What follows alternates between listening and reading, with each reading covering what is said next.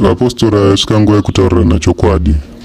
Vapostora yasvika nguva yekuti tifumure nhema dzose dziri kuitiwa munyika ino yeZimbabwe. Varume ava vanonzi naJonathan Moyo vakanga vachishanda pamwe chete naMadzibaba pavakanga vachiita November 2017 kuu yavo iyo yavakaita kutibata kumeso vakatishandisa. Vazhinji vedu vakamanya mastreets, vazhinji vedu vakaita zvinonyangadza nezvinosemesa mumigwagwa.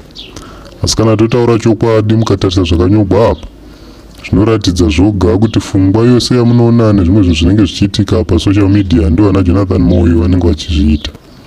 Kune mamwe maakaunts akungomuka anenge achingoya achiti pamberi navachamisa, pedzezvo maakaunts ndo anenge ari mberi kutuka vanhu nezvinosvodesa nezvinonyadzisa. Katarisa zviri kuregwa naJonathan Moyo apa, iye mwene wazvo zera rake achizviti profesa, haawi kusvoda kana kubatikana kuzvitaura, asi iye munhu anenge achizviti munhu mukuru wakura. Vanhu kukura kwavo kunoratidza kuti nenjere dzavo dzinofanira kukura, asi ukatarisa varume ava vari kukura vachitoenda pasi. Vapostora sezvakamborehwa naBajohani kuti kuchauya chikwata chinenge chichivhiringa vanhu nokutsausa vanhu, ndivo varume vacho ava.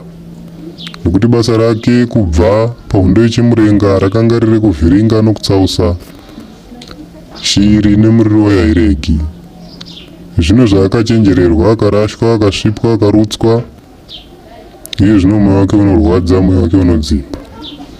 Asi unongova mucherechedzo badzi wekuti shoko rakasiya rarihwa naBajohani rekuti mudoko ndiye uchava mukuru rava kuda kuchizadziswa.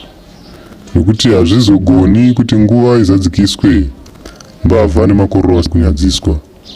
Hino izvozvi zvamunoona vachirwawo inyaya yekurwira matombo avo, inyaya yekurwira zvavakaba.